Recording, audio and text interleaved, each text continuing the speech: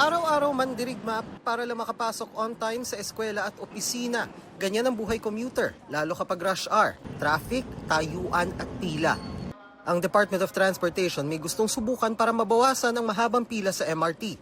Yung X-rays kasi nakita namin na isa sa mga rason kung bakit nagkakaroon ng mahabang pila. So baka naman merong mga paraan para palitan natin yung X-ray ng mga security measures na epektibo pero hindi makaka-cause ng pila. So magpapilot tayo sa ilang stasyon sa MRT3 starting next week. Maglalagay tayo through DICT ng mga security cameras na may AI na to mitigate yung pagtanggal ng X-ray machine.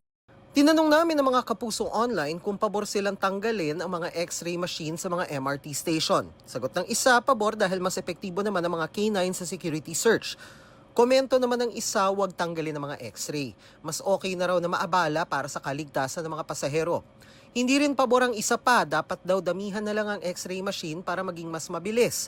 At sagot ng isa pa, hindi dapat alisin dahil nag-invest na ang gobyerno sa mga X-ray machine. Ayon sa DOTR, magdadagdag naman ng K9 sniffing dogs, PCG at PNP personnel at mga CCTV camera na kayang gumamit ng artificial intelligence. Kung tingin natin, epektibo naman, then tatanggalin na natin yung mga X-ray. Tandaan mo, kung pumunta ka sa iba't ibang bansa, walang metro system, subway system na merong X-ray. Wala ka makikita. Sa Pilipinas lang meron yan. Tayo lang. So, ibig sabihin, merong ginagawa ang mga ibang bansa para siguraduhin na secure pa rin ang mga metro rail station. Kanina, nagsimula ang libreng sakay sa MRT3 at LRT Line 1 at Line 2 bilang paggunita sa Labor Day.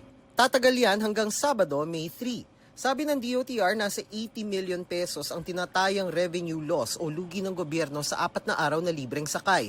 Pero ayon sa palasyo, may sapat na pondo para rito. Kasi po, kung May 1 lang po ibibigay, karamihan naman po walang pasok.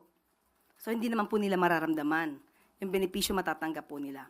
Pakiusap ng palasyo, kahit pa malapit na mag-eleksyon, huwag malisyahan ng benepisyo.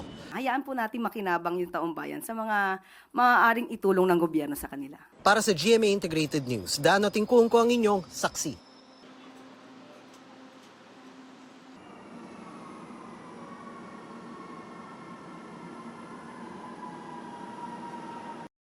Mga kapuso, maging una sa saksi. Mag-subscribe sa GMA Integrated News sa YouTube para sa iba't ibang balita.